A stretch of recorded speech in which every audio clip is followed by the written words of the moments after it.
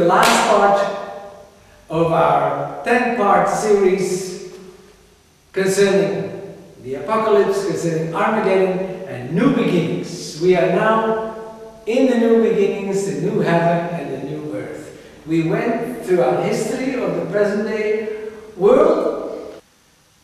We've taken you from the beginning, from the time of Daniel, which is 500 BC. We had a 70-week prophecy from Daniel 9, verses 24 through 27, which shows a 70-week prophecy. At the end of the 70th week, Jesus will return. The Most Holy One will be anointed.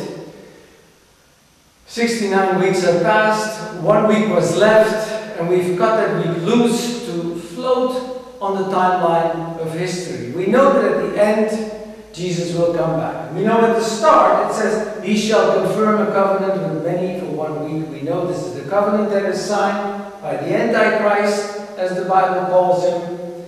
We see the rebuilding of the Jewish temple. We see some of the wars that he fights, the propaganda to receive the chip and to be chipped.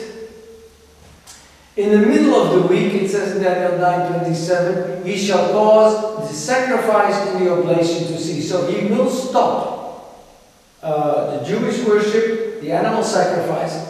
The one other thing that they will do is they will place the abomination, which Jesus called the abomination that makes desolate. Now we learned that which is highly esteemed among man is an abomination in the sight of God. Now which could be the most highly esteemed in science, making a bionic man, making a robot that can function as a human being. And this is what will happen here. We enter into the great tribulation because Jesus said, when you shall see the abomination of desolation spoken of by Daniel the prophet, Jesus quotes Daniel, he says, then shall be great tribulation. And he says, so read it, let him understand. So the important part is to understand. Because they that do not understand it shall fall, Jesus said.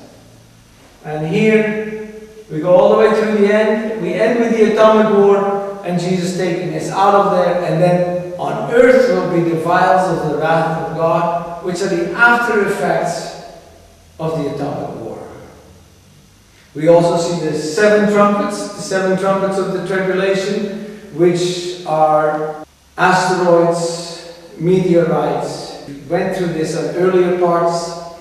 But the main thing that I wanted to bring out in this point is that you can live an exciting life for the Lord without fear.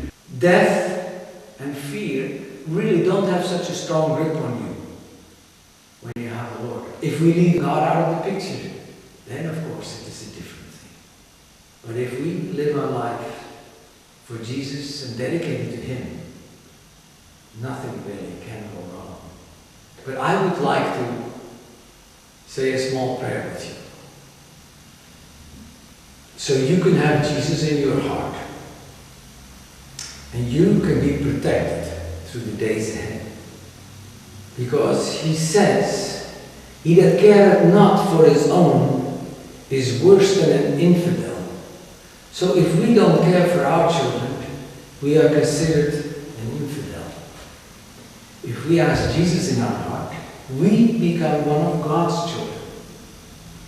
And believe me, God is not an infidel that He will not care for you. He will definitely care for you. And He will not allow one hair of your head to perish without His specific 100% permission. Don't believe the lies that we will be swept away and that all things continue as they were and Jesus will not come back. He'll never come back. What is this nonsense? He'll come back. He's been coming back for 1,000 years. People have stood on the rooftops on white sheets waiting for Him to come back, and He's still not coming back. He will. His whole timetable, the whole universe ticks in a precision timetable. Tick, tick, tick, tick, tick. Jesus will come back. When the tribulation starts, after 40 and 2 months, after 1,260 days, after 3.5 years, He will come back. Believe me. So, if you would like to simply repeat this little prayer with me, say, Dear Jesus, please close your eyes and please repeat.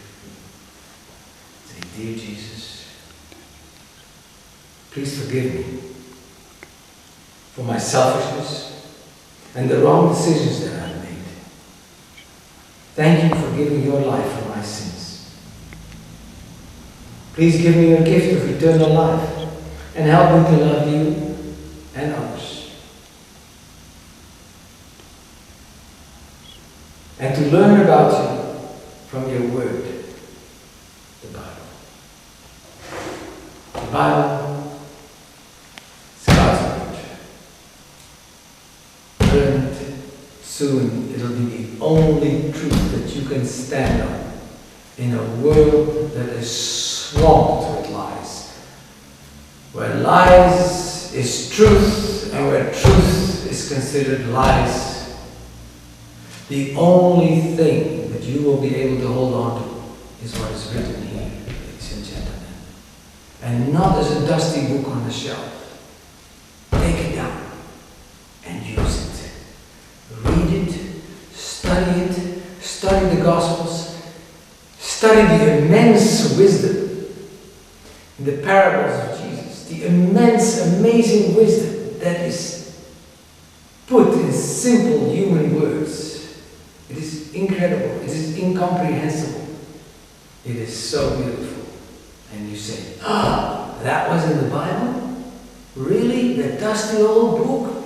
That book that my grandmother used to read, that was full of stories that was for old people to keep them happy, or little children to keep them quiet? No, it's a book of life. You read it, you get life. You'll have life abundantly. And I don't just mean life abundantly, money. Here, good. Here, my bank card. My wallet is big, that's my God. No. Life abundantly means joy. You might be 100 years old, but you feel like you're 18. Because you've got life.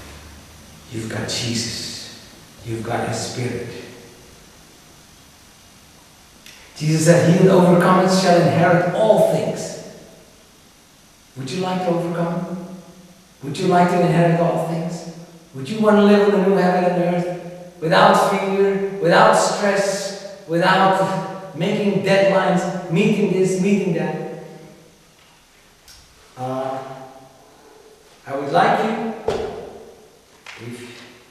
to go on Amazon, Amazon.com. You can get the book that I've written, called Eschatology for Simple Folks. Usually eschatology is such a big word, and you read on it and you think, I must be awfully dumb, because the words are so highly complicated that it is for people that have studied their lifelong in seminars or professors of eschatology, and you can't understand a word of what they say. But this makes it simple for you to understand. Even I can understand. So I wrote it. Ladies and gentlemen, thank you so much for spending this time with us. If you've made it so far, then God bless you, and I know I will see you up in heaven. I know I will see you when we go up with all the saints that went before us, and we'll have a big reunion, a big happy party. See you up there. God bless.